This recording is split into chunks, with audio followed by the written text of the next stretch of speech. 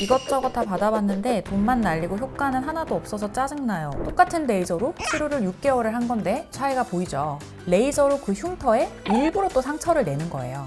진물도 나고 딱지도 생기고 며칠 동안 세수도 못하고 붉은기도 되게 오래 가고. 오, 진짜 많이 좋아졌는데요? 그쵸, 많이 좋아졌죠? 원장님 요즘 저희 영상 댓글 보셨어요?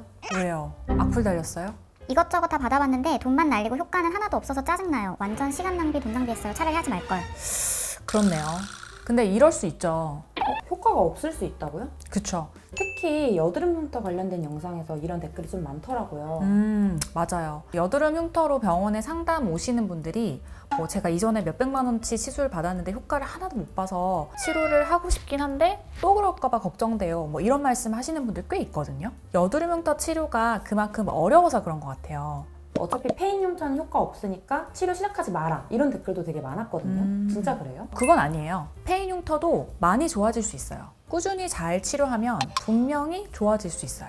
근데 제가 이걸 그냥 말로 설명하는 것보다 직접 사진을 보시는 게 훨씬 더 이해하기가 쉬울 것 같아서 오늘은 제가 사진들을 좀 많이 준비해왔어요. 근데 여드름 치료가 왜 그렇게 어려운 거예요? 제 생각에 좀 비유를 들어보면 여드름 흉터 치료는 등산하는 거랑 좀 비슷한 것 같아요. 똑같이 출발지에서 시작을 해도 누구는 정상까지 올라가고 누구는 중간에 포기하게 되잖아요. 왜 그럴까요? 체력도 다르고 올라가기 전에 훈련을 한 거나 아니면 뭐 의지도 다를 거고 훌륭한 코치를 만나는 것도 중요한 것 같아요. 그쵸. 여드름 흉터 치료도 똑같아요. 내 피부 상태가 어떤지, 어떤 치료가 나한테 맞는지, 또 얼마 동안 꾸준히 해야 되는지, 그리고 또 치료하는 사람의 경험이나 실력도 당연히 중요하겠죠. 그래서 여드름 흉터는 종류도 되게 다양하고 깊이도 그 흉터 하나하나마다 다 달라서 흉터마다 얼마나 좋아질 수 있는지, 치료 기간이 얼마나 걸릴지 이런 게 다 다르거든요. 여기 사진 한번 보세요. 이게 흉터를 하나하나 자세히 보면 모양이 다 달라요. 송곳 같은 걸로 콕콕 찍어 놓은 것 같은 그런 좁고 깊은 흉터도 있죠. 그리고 경계가 명확하진 않은데 뭔가 우글우글하게 패여 있는 흉터도 있고 또 테두리나 경계가 딱 명확하게 넓게 패여 있는 그런 흉터도 있죠.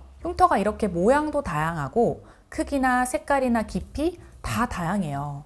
색깔도 달라요? 네, 맞아요. 이 사진은 흉터가 패여 있으면서 빨갛죠? 그리고 또 이 사진은 똑같이 패여 있는데 빨갛지 않고 그냥 살색이죠? 근데 이게 진짜 중요한 포인트거든요. 흉터가 빨갛다는 거는 얘가 비교적 최근에 생겼다는 건데 흉터가 그냥 살색이면 오래됐다는 뜻이에요. 근데 이게 뭐가 중요하냐? 흉터가 언제 생긴 거냐에 따라서 치료 효과가 많이 달라져요. 그래서 또 여기 사진을 보시면 이분은 흉터가 생기자마자 붉은기가 있을 때 치료를 시작을 한 거고 어때요? 오, 진짜 많이 좋아졌는데요? 그쵸, 많이 좋아졌죠? 근데 반면에 이분은 이 흉터가 중고등학교 때 생겼던 흉터라서 20년 이상이 된 흉터예요. 똑같은 레이저로 치료를 6개월을 한 건데 차이가 보이죠? 그러네요. 흉터 생기면 무조건 피부과 달려가야겠다. 늦게 갈수록 손해인 것 같아요.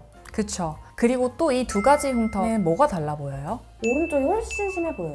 맞아요. 이쪽이 흉터가 훨씬 더 크고 깊어요. 그리고 양도 많죠? 볼에 보면 거의 흉터로 가득 차 있죠. 이런 것도 똑같이 흉터 치료를 해도 치료 결과가 달라지는 이유예요.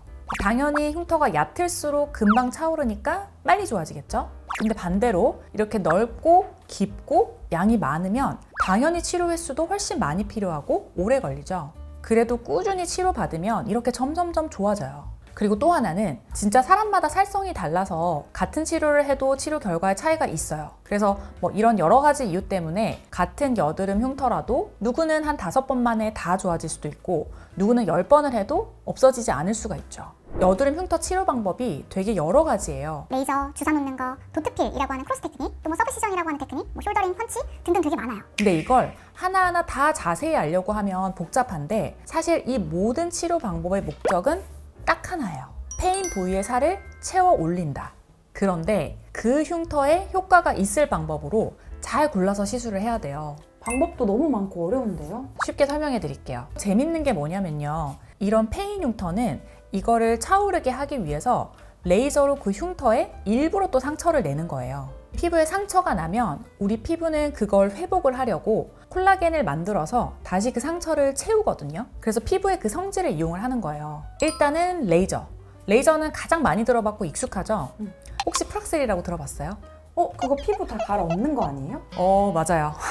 일부는. 정식 명칭은 프랙셔널 레이저인데 이게 뭐냐면 예전에는 흉터 치료를 하려고 그 흉터 있는 부위를 레이저로 다 깎아냈어요. 그럼 재생을 하면서 살이 차오르는 효과가 있죠. 근데 이렇게 하면 받는 사람이 굉장히 불편해요. 피부를 다 깎아놨기 때문에 진물도 나고 딱지도 생기고 며칠 동안 세수도 못하고 붉은기도 되게 오래가고 색소 침착이 생길 확률도 엄청 높아지죠. 근데 프락셀 레이저는 뭐냐면 이렇게 바둑판처럼 일정한 간격으로 그 일부 부위에만 레이저를 쏘는 거예요. 까맣게 된 데가 레이저가 들어간 데예요. 보면 레이저가 들어간 부위보다 안 들어간 부위가 훨씬 많죠. 그래서 이게 다 깎아냈던 것보다 훨씬 회복이 빠르고 부작용이 적다. 그래서 흉터 치료할 때는 프랙셔널 레이저, 프락셀을 쓰는 거죠. 주사는 흉터 부위에 뭔가를 주입을 해서 채워주는 거예요. 대표적인 게 히알루론산 필러랑 주베룩 같은 콜라겐 생성 유도 주사들. 이렇게 넓게 패인 흉터가 있잖아요. 이런 경우에는 사실 흉터 주사가 엄청 효과가 좋아요. 저렇게 넓은데 레이저로만 저걸 채워 올리려고 하면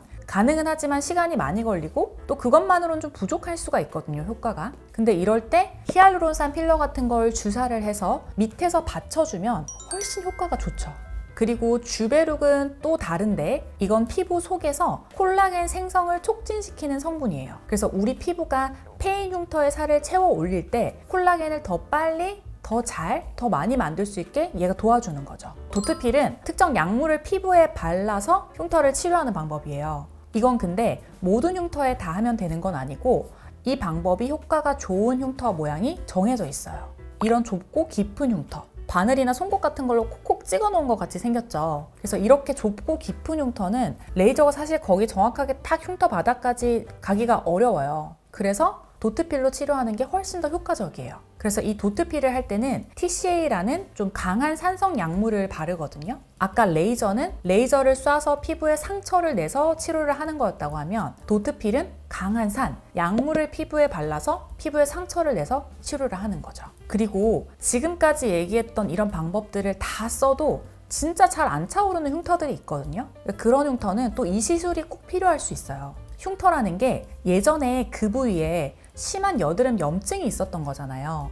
우리 피부 조직은 이전에 염증이 있었다면 그 이후에 유착이 생겨요. 들러붙는 거. 그래서 원래는 우리 피부 조직이 물 먹은 스펀지처럼 말랑말랑 했었다고 하면 이 염증이 생기고 나서 유착이 되면 엄청 질기고 딱딱하게 굳은 거랑 비슷해요. 그런 단단한 밧줄 같은 유착된 조직이 밑에서 이렇게 피부를 당기고 있으니까 겉에서 아무리 레이저를 쏴줘도 이게 잘 안 차오르는 거죠. 그러면 이 잡아당기고 있는 이 밧줄 같은 힘, 얘를 끊어주면 어떻게 될까요? 아무래도 밧줄이 붙잡고 있는 것보다는 잘 차오르겠죠? 이 피부를 끌어당기고 있는 이 조직을 끊어주는 이 치료 방법이 바로 서브시전이에요. 근데 사실 저는 오늘 이런 구체적인 내용보다 이 얘기를 꼭 하고 싶었어요. 여드름 흉터 때문에 스트레스 받거나 고민이신 분들께 좀 용기를 내서 치료에 도전해 보시라는 얘기. 많은 분들이 여드름 흉터는 치료해도 소용없다고 생각을 하시는데 절대 그렇지 않거든요.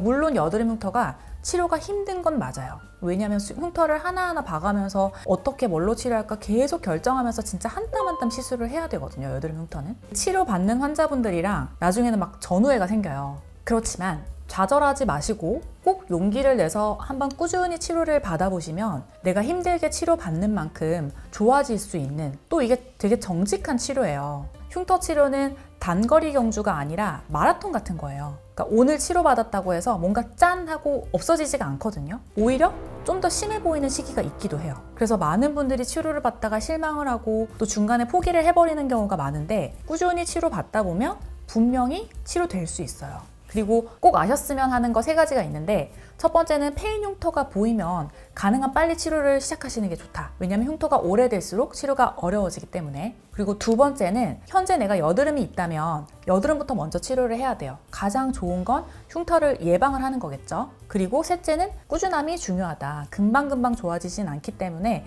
피부과 전문의 선생님이랑 충분히 상담을 하셔서 본인에게 맞는 치료 계획을 세우시고 꾸준히 치료를 한번 받아보세요. 그리고 제가 아까 여드름 관리가 또 중요하다고 했잖아요. 여드름이 있을 때 관리하는 거. 그래서 혹시 여드름이 생겼을 때 어떻게 해야 되는지 궁금하신 분들이 있으시다면 지금 뜨는 이 영상을 클릭을 해주세요. 집에서 여드름이 올라오기 시작했을 때, 아니면 한창 올라온 여드름이 있을 때 어떻게 해야 되는지 알려드릴 겁니다. 오늘 내용도 도움이 되셨으면 구독과 좋아요 꼭 눌러주시고 지금까지 피부가 예뻐지는 10분 피부텐텐의 피부과 전문의 정함이었습니다. 감사합니다.